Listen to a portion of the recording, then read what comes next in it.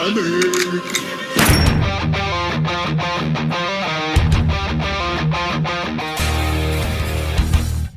Hello, my trigger-happy friends. My name is Stevie Cade, and thank you for joining me as I continue reviewing all the live-action Batman movies. Before we jump into this review, if you could, hit that subscribe button and the little bell ding thing so you get notified every time I upload a new video. So grab your keyboards, head down to the comments section, and let's review Batman Forever.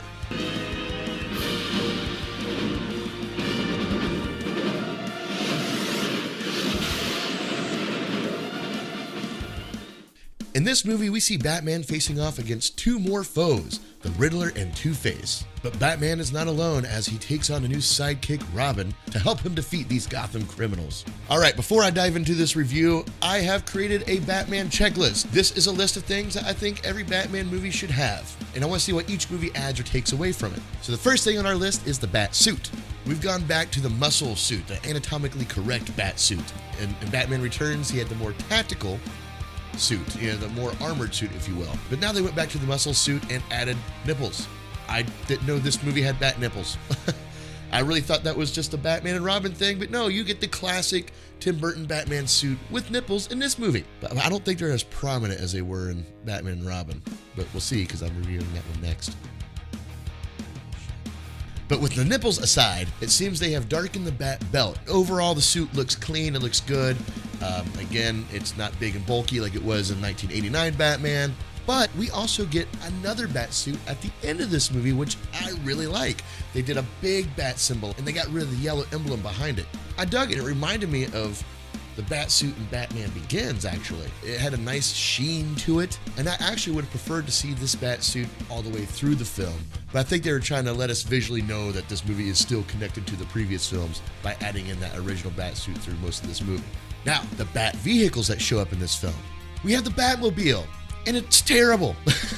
I don't like this Batmobile at all. This screams more of a bat rave because it has the neon lights. It's not what I imagine the Dark Knight would use to sneak around Gotham. But we also see a bat boat in this movie, and it's cool that he has one. But much like the Batmobile, it's just, again, just neon lights, flashy, hey, look at me, I'm coming from a mile away. Not very discreet for a sneak attack. And personally, I prefer the Bat ski boat that we got in Batman Returns to this Bat boat. We have an updated Bat wing, which we haven't seen since the 1989 film. It looks a little bit more modern, but it also doubles as a submarine if it crashed in the water, which, that's brilliant. I feel like that should just be on planes in real life. that option. Okay, we're crashing, head down to the lower deck so we can, turn into a submarine. Why is that not a thing? Joel Schumacher, are you a genius? But the Batwing is a solid design, but it gets destroyed within minutes of us seeing it. As a matter of fact, all Bat vehicles get destroyed in this movie. Cool. Probably because everyone can see them coming or know where they are and they have easy access to them. The Bat Cave. Well, I guess the Bat Cave from the previous two films no longer exists because the previous Bat Caves were in a big crevasse and looked very cave-like. This looks like a set. It's very closed in. There's not much cavey about it besides maybe some rock texture in the background. And it seems more like a bat basement than it does an actual bat cave. Now his gadgets, we get a lot of fun toys in this movie. We have his classic throwing batarang, which is bulky but collapsible for easy storage. But then we also have the sonar batarang, which comes fully equipped with sonar goggles. And the first time we actually see a live action Batman use bat vision. You're as blind as a bat! Exactly. Batman's grappling hook takes on a new design and comes with a carabiner attachment. And then we also have a pipe clamp piece, which clamps on the pipes for swinging, because the grappling hook can't do that all the time, I guess. I don't understand the point in this one. And then we have the Bat Bolo. This contraption is pretty much, he just throws it, a wire exposes itself and wraps itself around the bad guy, usually around the legs, and trips them, or will tie their arms together. That's a cool addition. I can get behind him having that. And then we have the Bat Launcher, which launches multiple batarangs with cables attached to them. Again, because I guess the grappling gun can't do this also. A lot of these are just different versions of grappling guns. I mean, I guess they make sense to have multiple versions, but I would have liked to see some other ideas besides just variations of grappling guns in this movie. All right, so we made it through the Batman checklist. So let's immediately dive into what I like about this movie. The cast, you have Val Kilmer, Jim Carrey, Tommy Lee Jones, Nicole Kidman, Chris O'Donnell. Like, this is a very solid cast of very extinguished actors. I mean, Chris O'Donnell wasn't really extinguished. He was kind of the new guy.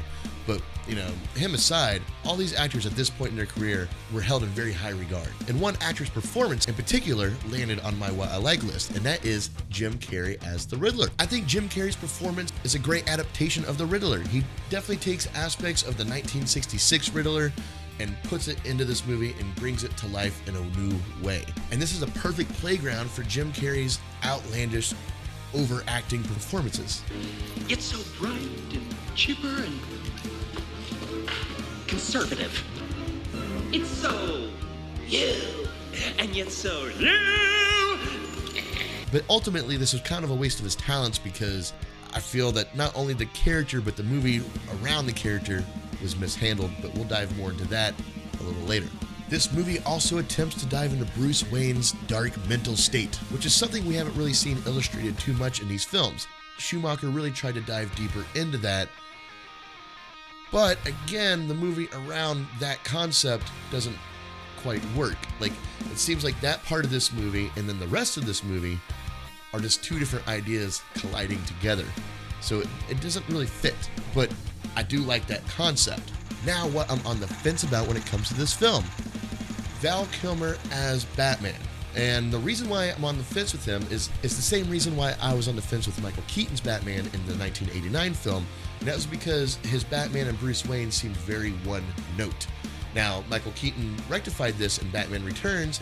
In this movie, Val Kilmer, he seems like he's in Batman mode all the time. He does good in Batman mode, and I think he does all right as a Bruce Wayne, but I think he was being directed to kind of keep it one note. So the overall tone, I'm also on the fence. I can see where they're trying to go, a more brighter, fun, family-friendly tone, especially as a knee-jerk reaction to how dark Batman Returns actually got, but they went so far in another direction that this doesn't seem like a sequel.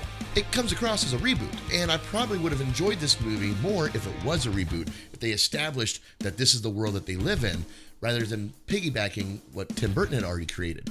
Since this is a continuation of Tim Burton's vision, it's a little too far-fetched for me to jump on board and say, oh yeah, I definitely believe that this is the same Batman universe, because it doesn't seem the same. Like, not very much about it is the same at all, except Alfred and the greatest detective of all time, Commissioner Gordon. I saw the signal. What's going on? Nothing. Yeah, he's back. But in my opinion, Batman Forever is to Batman Returns what Justice League is to Batman v Superman. It's just a complete tonal shift, and it just does not work as a continuation of the previous story. But again, if it was a standalone film, I could get behind what the tone of this movie is in its own world. So that's why I'm on the fence about it. I can see they try to do a redirection, but it just doesn't work as a continuation. Moving right along with what I don't like about this movie. The acting, which is sad because they have such great actors in this film. Every character from Harvey Dent to some random person who has one line was told to act completely outlandish.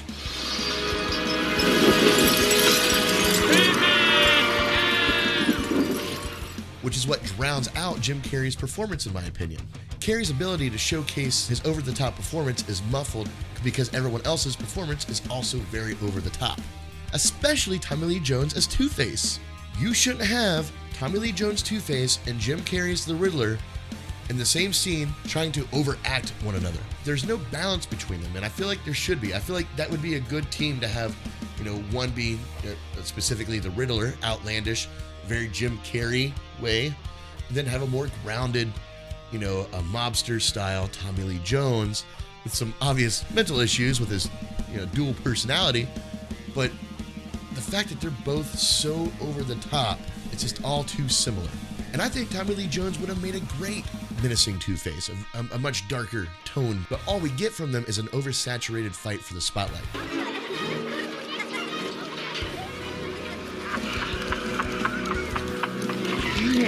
Happy Halloween! And to be honest with you, I'm not even sure why Two-Face is in this movie besides killing Batman, which is every bad guy's motive, by the way. Like, there's no actual Two-Face purpose. Like, there's nothing Two-Face brings to the table in this movie besides funding Riddler's plan, through robbing banks. But he doesn't really have an end goal. He just goes around robbing banks in jewelry stores. And that's it. He doesn't benefit anything from joining the Riddler. I mean, why is Two-Face even in the final battle of this movie? Besides just to die and give closure to that character. And again, he has no real involvement with the Riddler's master plan. Which, by the way, the Riddler's master plan is not very Riddler-y. The only Riddler thing that Edward Nygma does in this movie is leave riddles for Bruce Wayne, who he doesn't even know is Batman yet. Nothing else he does remotely resembles riddles or puzzles or anything like this.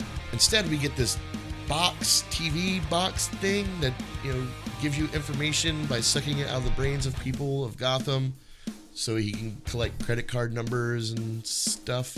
You could use this plan and apply it to anybody, any bad guy, any just regular mobster off the street could have came up with this plan. The Riddler being the one having this plan doesn't scream Riddler. It just screams disgruntled employee. Then we get a little subplot of riddles being left for Bruce Wayne. And all this just shows us how off-base Joel Schumacher's vision is for Batman. It's all just super busy. I mean, the opening scene alone in this movie has so much going on that honestly, I can't really recollect exactly what's happening off the top of my head. I would have to rewatch it to really recall what was happening. There's just a lot crammed into a very small amount of time. Just a lot of shiny, bright things for me to enjoy and look at. Oh, yeah, there's something. Batman saved that guy. Ooh, there's Two-Face. Ooh, here's this. There's not really a story being told here. Just a whole bunch of action sequences put together. Even through all that, they still managed to fit a Robin origin story into this movie, which actually is given enough time to kick off. It's not too rushed, but my issue isn't with that. It's more Robin himself as the character. How quickly Dick Grayson goes from orphan to sidekick. And by the way, how old is Dick Grayson in this film? They treat him like he's a 13-year-old kid, but he looks like a 30-year-old man. Why are they leaving him with Bruce Wayne? I feel like he could just be like, I'm an adult. I'm just going to go where I want, so y'all. But instead, he becomes Batman's sidekick because of reasons. And much like Two-Face, Robin literally does nothing in this movie. Here's a list of contributions that Robin has in this film. He hangs laundry by using karate, which seems like it takes longer than actually just hanging laundry, by the way. He sneaks into the Batcave very loudly. He steals the Batmobile, but then has to be saved by Batman because he stole the Batmobile.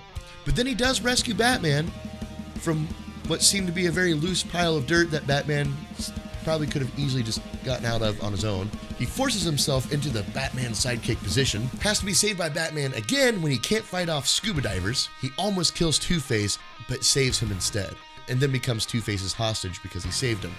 Has to be rescued by Batman for a third time, and then somehow is deemed worthy to continue as Batman's sidekick because, that's all Batman needs is to be a babysitter on top of a vigilante hero.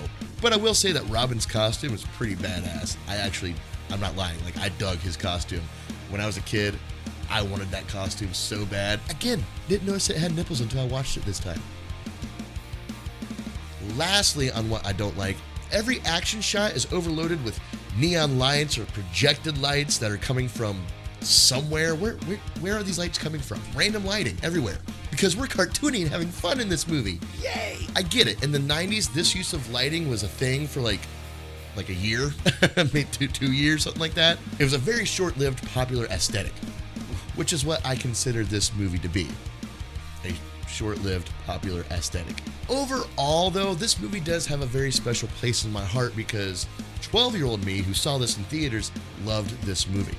I loved the logo, I loved Jim Carrey's Riddler, and that's who this movie seemed to be aimed towards, 12-year-old me's. But its rewatchability does not hold up as 37-year-old me is rewatching it now. It just doesn't work. And even if I shut down my mind and just tried to enjoy the movie for a fun, action-packed, Batman film, it still doesn't work. There's still just so much going on.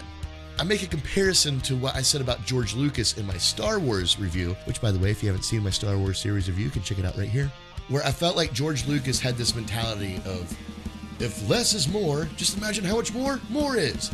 And I think Joel Schumacher adopted this sort of mindset for this film. Now, I will watch this movie with friends to laugh at. I'm going to watch it just because it's so bad it's good almost. That's where this movie lands on my list of Batman films, which I guess gives it some sort of validity, but overall, it's the main reason why I'm giving this movie a D+. Well, there were parts of it that weren't very good, though. It could have been a lot better. I didn't really like it. What did you think about this movie? Do you agree with me that its rewatchability is just not all that great? Or is this a beloved movie of yours that you could just pop in at any time? Let me know in the comments below. Also, be sure to check out some more of my videos right here, and as always, stay trigger happy, my friends. Peace.